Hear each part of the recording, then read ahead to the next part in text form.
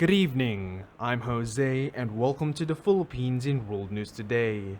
Over the past 24 hours, the Philippines appeared in at least 5 global news outlets: Reuters, Al Jazeera, the Straits Times, the South China Morning Post, and the Korea Times. Reuters reports that the Philippine Department of Health has recorded 3,375 new coronavirus cases and 53 additional deaths. This brings the national total to 276,289 cases and 4,785 deaths. The Philippines has the highest number of confirmed cases in Southeast Asia and the second highest number of COVID-related deaths in the region, behind only Indonesia. Al Jazeera reports that the Philippines is now considering allowing more nurses and medical professionals to leave for jobs overseas.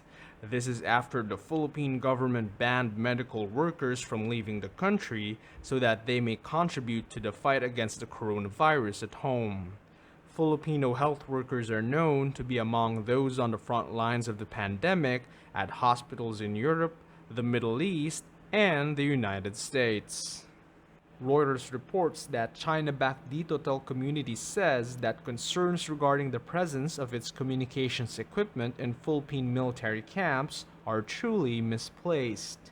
Although Dito officials try to downplay the potential national security concerns, some lawmakers believe that the China-backed telecom firm could be used as a Trojan horse for espionage. The Straits Times published a feature about the online gaming scene in Southeast Asia. The article begins with Carlos Alimurong, chief executive of One Esports, on a roadshow in the Philippines, detailing his realization that esports fans in the region are reliant on their phones for their gaming needs. Mobile gaming revenues in the region topped $2.6 billion last year, marking a year-on-year growth of 17.4%.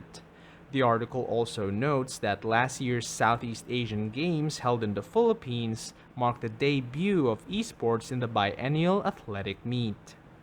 The South China Morning Post reports that the Philippines is reviving its efforts to pursue its Sabah claim against Malaysia.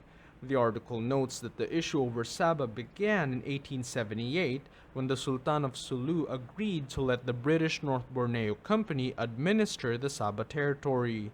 Then in 1946, the British Empire annexed the Sabah territory. In 1957, the Sultanate of Sulu terminated its lease agreement with the North Borneo Company and transferred the sovereignty over Sabah to the Philippine government in 1962. But in 1963, the British still incorporated Sabah into Malaysia. Philippine Foreign Affairs Secretary Teodoro Locsin has vowed to revive the North Borneo Bureau, an agency tasked to study the Philippine claim over Sabah and how to pursue it.